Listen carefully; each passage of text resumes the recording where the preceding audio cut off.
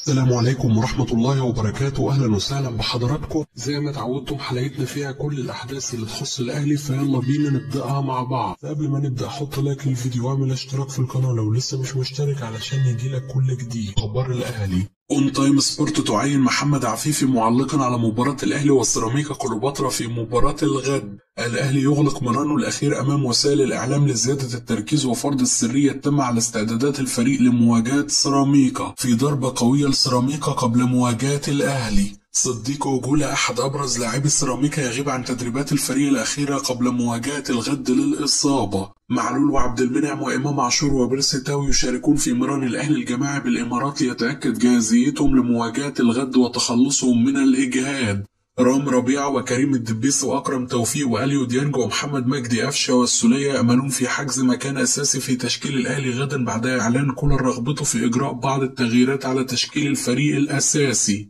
إمام عاشور ينعي وفاة صديقه السابق بنادي غزل المحلة حسن كناريا الذي وفاته المنية خلال الساعات الماضية بسبب حادث سير. الأهلي يتصدر تصنيف الفيفا لأفضل الأندية الإفريقية كالعادة، والزمالك يأتي في المرتبة الثانية عشر خلف كايزر تشيفز وسيمبا والهلال السوداني وحورية الغيني والرجاء والوداد وصن داونز والترجي وبترو أتلتيكو الأنجولي وشباب بلوزداد الجزائري.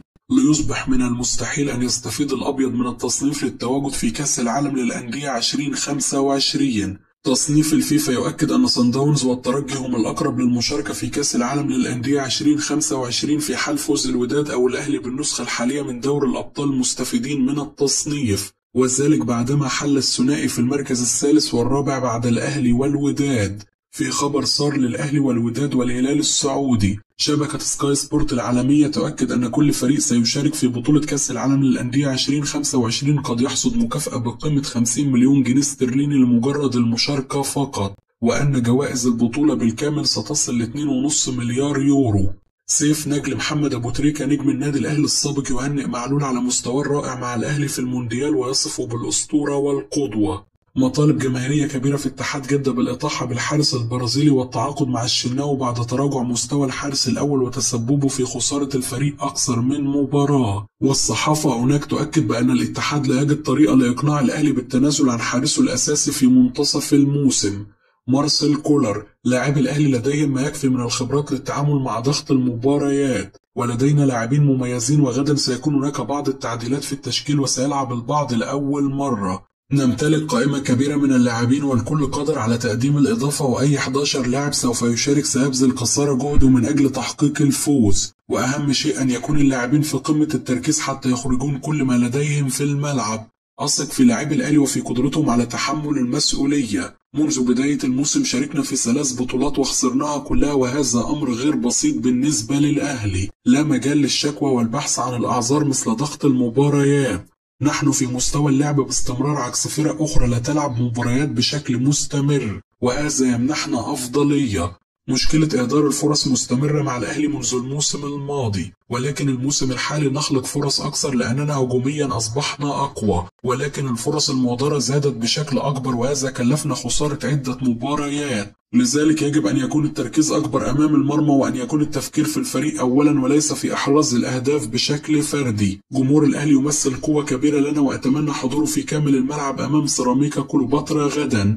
موديست بدأ في الانسجام مع الفريق والظهور بشكل جيد لكنه تعرض للإصابة، وبعد عودته تعرض للطرد في كأس العالم للأندية، وهذا أثر كثيرا عليه نفسيا وهو حظه سيء للغاية، لكني أتمنى أن يتغير ذلك. مهنة التدريب بها الكثير من الضغوط، وكلما يرتفع المستوى تزداد الضغوط، وهذا هو الجزء الصعب والرائع في هذه المهنة.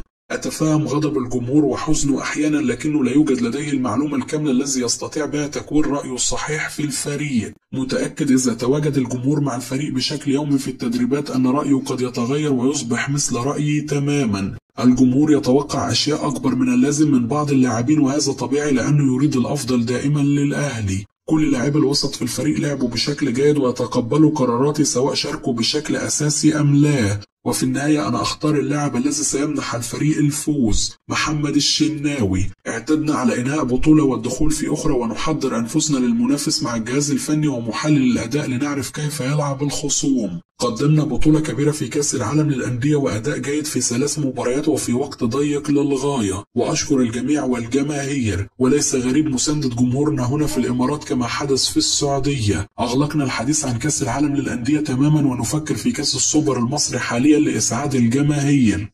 أيمن الرمادي مدرب سيراميكا: هذه أول مسابقة خارجية لنادي سيراميكا وهو فريق حديث العهد بالدوري المصري، والوصول لهذه البطولة العملاقة أمر عظيم لنا. يجب أن نظهر قدرات غير عادية في لقاء الغد، ومجهود إدارة سيراميكا كان كبير حيث يعمل النادي باحترافية وتميز، وهذا ساعدنا للوصول لهذه البطولة. عرضنا بضاعتنا في مصر ونال سيراميكا إشادة الجميع، ونتمنى أن يحدث ذلك خارج البلاد. وأحب أن أقدم الشكر لكل اللاعبين، جميعهم لديهم مستقبل مميز، ونحن أعددنا أنفسنا لمواجهة الأهلي. رغم أن عدم خوض مباريات لمدة 10 أيام قد يؤثر على رتم الفريق، أحمد القندوسي جاهز، ولكن فضلنا في المباريات الماضية أن يعمل بصورة أكبر للحفاظ عليه. تنسينا مباراة الأهلي في الدوري رغم أننا كنا الطرف الأفضل في أوقات كثيرة، لكن هذا اللقاء مختلف تماما، والأهلي يظهر بشكل آخر في البطولات المجمعة، والحظوظ متساوية بين الناديين، وهذه المواجهات بمثابة دعاية للكرة المصرية. هدفنا الأول هو حصد اللقب مثل ال3 أندية الأخرى التي تشارك في البطولة، ونحن فريق محترم ومتميز، وأتمنى أن يحالفنا التوفيق. ولأول مرة أكون محظوظ على صعيد اللاعبين المتاحين بالتعامل مع شخصيات محترفة مثل محمد إبراهيم والقندوسي وأحمد رمضان بيكم ومحمد شكري. أتمنى أن نبني شعبية ونجذب الجماهير لدعمنا بالأداء المميز لكي يشجعنا الشباب الصغير عند رؤيتهم لمستوانا، ونحن الفريق الأكثر إصرارا داخل الملعب في جميع الأوقات، والفريق هذا سيذهب لمكانة عالية في السنوات القادمة، فنحن من أفضل 3 أندية في مصر من حيث الأداء داخل الملعب. علاء نبيل مدرب المنتخب السابق: النادي الأهلي يستحق الفوز عن جدارة بالميدالية البرونزية في كأس العالم للأندية بعد المجهود الكبير الذي قدمه الفريق خلال المباريات ال3 التي خاضها في البطولة. خسارة الأهلي أمام فلومينينس البرازيلي في نصف النهائي لن تمر مرور الكرام داخل النادي، وأعتقد إدارة النادي الأهلي ستناقش أسباب الخسارة للعمل على تفادي ذلك خلال الفترة القادمة. النادي الأهلي افتقد المهاجم السوبر الذي يصنع الفرق في تلك المباريات الكبرى، ولو كان يملك الأهلي لاعب سريع مثل محمد صلاح لنجح في الفوز في نصف نهائي كأس العالم. لاعبي الأهلي قدموا مباراة تاريخية أمام أوراوا الياباني، ولاعبي الفريق يدركون قيمة جماهير ناديهم وهو ما يدفعهم للفوز بالألقاب دوما. علي معلول من أكثر لاعبي الأهلي المحترفين تأثيرا في تاريخ النادي الأهلي، وقدم مستوى عالمي في البطولة، وساهم في حصوله على لقب هداف المونديال. ومعلول له شعبية خاصة لدى جماهير الأهلي، ويملك رصيد كبير مع الأهلي يسمح له بالتجاوز عن هفوات يتعرض لها مع الفريق. وتألق معلول في مونديال الأندية أكبر رد على الحملة التي تعرض لها من بعض الجماهير التي هاجمته خلال الفترة الجارية، وكنت حزين بسبب الهجوم الذي يتعرض له علي معلول في الفترة الماضية، فهو رجل نظيف ويدرك قيمة النادي الأهلي ومكانته. كهربا يقدم مستوى مميز مع الأهلي خلال الفترة الحالية، ويعد قوة كبيرة في خط هجوم الأهلي لما يملكه اللاعب من مهارات فنية تصنع الفارق مع الفريق. وأحيي اللاعب على الأجواء التي يخلقها داخل الفريق والتي تساعد في رفع الروح المعنوية بين اللاعبين. الأهلي افتقد سرعات المغربي رضا سليم لاعب الفريق في كأس العالم للأندية، ووجوده كان سيصنع الفارق مع الفريق في مباراة فلومينينس البرازيلي في نصف النهائي. إمام عاشور أصبح شخص مختلف مع النادي الأهلي، ويعد من أفضل لاعبي الأهلي بالوقت الجاري، والنادي الأهلي هو المرشح الأول لحصد بطولة كأس السوبر المصري والتي ستقام في الإمارات. زكي عبد الفتاح مدرب حراس منتخب مصر الأسبق: اختيار 55 لاعب في قائمة المنتخب الوطني المبدئية لأمم أفريقيا عدد مبالغ فيه، حيث سيتم استبعاد 28 لاعب وهو عدد كبير للغاية، كما أن هناك علامات استفهام حول ضم عبد الله السعيد قائد فريق بيراميدز رغم اعتزاله اللعب الدولي في وقت سابق، فضلا عن تقدمه في العمر، وهو ما يتعارض مع سياسة تكوين جيل جديد للمنتخب وفقا للمشروع الذي تم التعاقد على أساسه مع البرتغالي روي فيتوريا.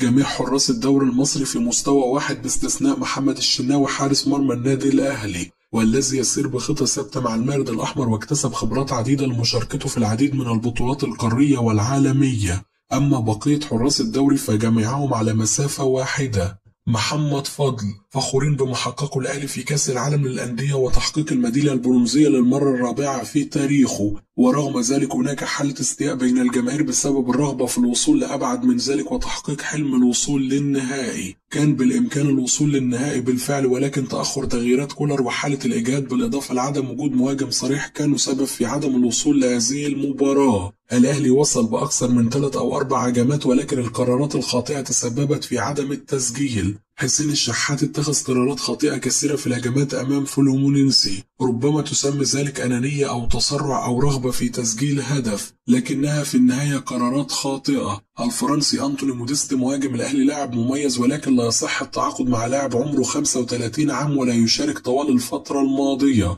الفرق الكبيرة يجب أن تمتلك كشافة في المحافظات من أجل الاستثمار فيها مستقبلا، فمعظم النجوم السابقين من الأقاليم. شريف عبد الفضيل: أهنئ النادي الأهلي على التتويج بالبرونزية، وأقول للاعبين شرفتونا، قدمتم أداء جيد في بطولة عالمية وحصلتم على ميدالية عالمية، والناس الذين يقللون من الميدالية لابد أن يفهموا أن الأهلي يشرف قارة كاملة. هذا الإنجاز يتحقق لرابع مرة، وإياك أن تقلل من مركز ثالث في بطولة عالمية. إنفانتينو رئيس الفيفا عندما يتحدث عن الأهلي يقول أقابل الأهلي في كل المناسبات، وجوارديولا قال أنه يتمنى مقابلة الأهلي في النهائي. الأهلي لا يحتاج من يتحدث عنه، هو يتحدث عن نفسه بإنجازاته وتاريخه وبطولاته. أي نقطة سلبية ستقال في هذا التوقيت بعد هذا الإنجاز من يقولها لابد أن يحاسب، لأن الأهلي كان يشرف مصر خارجيا. دائما من يقللون من الأهلي لهم مصالح، لا يريدون أن ينجح لأنه متربع على القمة في مصر والقارة. أنت دائما تتسيد كل شيء، وطبيعي ستجد كارهين كثيرين، والأهلي ينجح لأنه لا ينظر لكل هؤلاء.